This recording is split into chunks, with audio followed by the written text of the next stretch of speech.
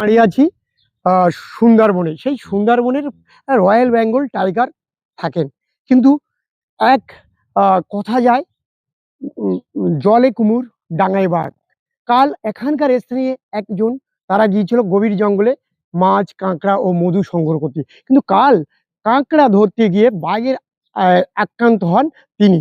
সেই সেই ব্যক্তি ইতিমধ্যে বসিরহাট জেলা হসপিটালে ভর্তি। আমরা এই মুহূর্তে দাঁড়িয়ে আছি সেই সুন্দরবনের একখাওয়ারা তার বাড়ির পাশে। আমরা চলে আসি বিগ নিউজের ক্যামেরায় 24/7 সরাসরি দেখতে পাচ্ছেন সুন্দরবন থেকে প্রদীপ সরকারের রিপোর্ট, বিগ নিউজ। সুন্দরবনে কাঁকড়া ধরতে গিয়ে জঙ্গলে বাঘের কামড়ে আহত হলেন সুন্দরবনের নিখিল মণ্ডল।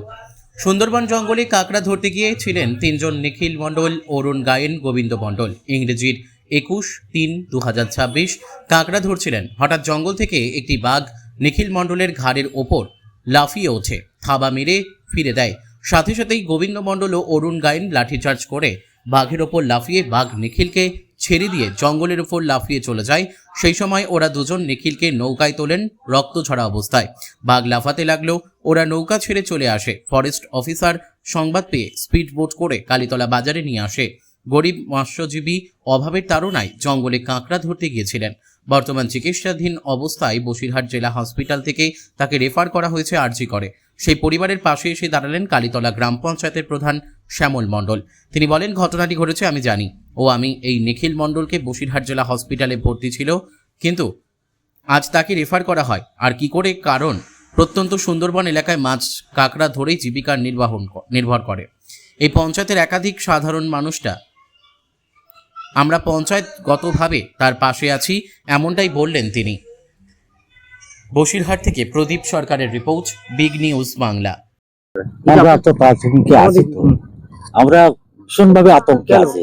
যাদের খাওয়া দাওয়া ছাড়িয়ে গেছে, বাঘের যে ক্ষত দুরন্ত ক্ষত, খুব বিষময় ক্ষত, এই জন্য আমরা খুব আতঙ্কে আছি।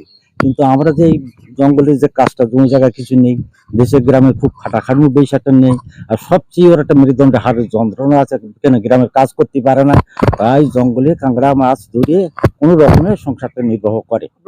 আমার নাম গৌরব, আমার ভাই হয়। জঙ্গলে গেছি 4 দিন হচ্ছে, তাই ভাই এতে আক্রমণ করেছে। কি করবো, পেটের দায় যেতে হতো মনে জঙ্গলে কাঁকড়া ধরতে। কতদিন থেকে জঙ্গলে কবে গেছিল? এই তো 4 দিন হচ্ছে। এর উপরে কি আপনাদের রোজগার? হ্যাঁ, এই মাছ কাঁকড়া ধরেই? ওই কাঁকড়া ধরেই খাই। গরিব লোক কি করবো, পেটের দায় যেতে হয়। কি নাম আপনার? সঙ্গে নিখিল মণ্ডল। আপনার নাম? অনিমা মণ্ডল। এখন কোথায় আছে বর্তমান তিনি? তিনি এখন বসিরহাটে আছে, আর জীবনে নিয়ে যাচ্ছে।